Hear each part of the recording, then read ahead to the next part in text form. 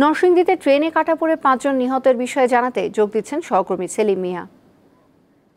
সেলিম, নিহতদের পরিচয় জানতে পেরেছেন কি, আর সেখানকার সার্বিক পরিস্থিতি এখন কেমন?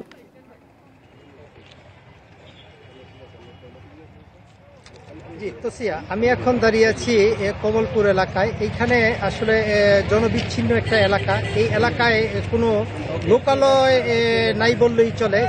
যেই এলাকায় দুর্ঘটনা ঘটছে, এই দুর্ঘটনায় 5 জন নিহত হয়েছে সকাল 5:30টার সময় যে কমলপুর এলাকায়। এখন পর্যন্ত লোক শুধু দেখতে আসছে, আসলে তাদের কোনো এখনো পরিচয় পাওয়া যায়নি।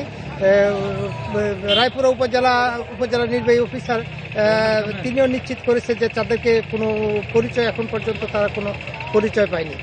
আর এই যেই এলাকাটায় দুর্ঘটনা ঘটেছে, আসলে এটা কোনো জনবহুল এলাকাও না। যে এই এলাকাটা যে দিনের বেলায় তেমন কোনো লোক আসার মতো, আশেপাশে জঙ্গল, এখানে দিনের বেলায় তেমন কোনো লোক আসে না।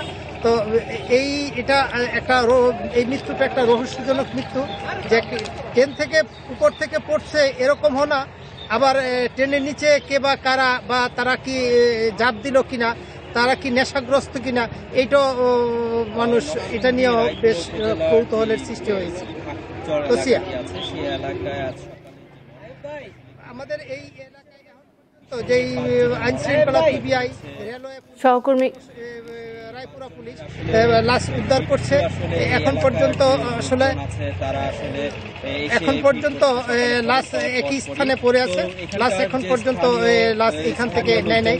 শত শত মানুষ এসে দেখছে তারা লাশগুলো, কিন্তু কেউ পরিচয় হওয়ার মতো, যেইভাবে ছিন্ন বিচ্ছিন্ন হয়েছে, তাদের পরিচয় থাকার মতো 1-2টা লাশের হয়তো তাদের চেহারা আছে, আর 3টা লাশেরই কোনো ছিন্ন বিচ্ছিন্ন নাই, হাত পা গলা। সহকর্মী সেলিম মিয়া জানাচ্ছিলেন নরসিংদী থেকে।